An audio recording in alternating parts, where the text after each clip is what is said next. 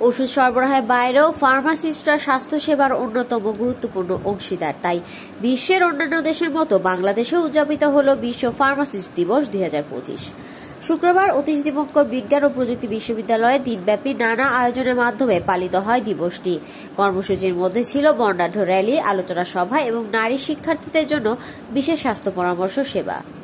অনুষ্ঠানের প্রধান অতিথি ছিলেন স্বাস্থ্যসেবা বিভাগের সচিব মোহাম্মদ সাইদুর রহমান। উপস্থিত ছিলেন বিশ্ববিদ্যালয়ের ট্রাস্টি বোর্ডের চেয়ারম্যান শামসুল আলম লিটন, সদস্য সচিব মোহাম্মদ কামরুজ্জামান লিটু এবং ঢাকা বিশ্ববিদ্যালয়ের ফার্মেসি অনুষদের সাবেক ডিএন অধ্যাপক ডক্টর চৌধুরী মাহমুদ হাসান। বিশেষ অতিথি ছিলেন অধ্যাপক ডক্টর মোহাম্মদ সেলিম রেজা এবং ফার্মেসি কাউন্সিল অব বাংলাদেশের সচিব মোহাম্মদ মাহবুবুল হক। অনুষ্ঠানে সভাপতিত্ব করেন বিশ্ববিদ্যালয়ের উপাচার্য অধ্যাপক ডক্টর মোহাম্মদ জাহাঙ্গীর আলম।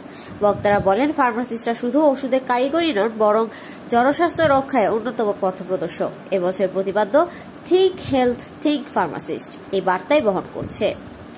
বাংলাদেশের স্বাস্থ্যসেবা ও ওষুধ শিল্পে ফার্মাসিস্টের ভূমিকা আরও শক্তিশালী হলে আগামী প্রজন্মের জন্য একটি উন্নত স্বাস্থ্য ব্যবস্থা নিশ্চিত করা সম্ভব হবে।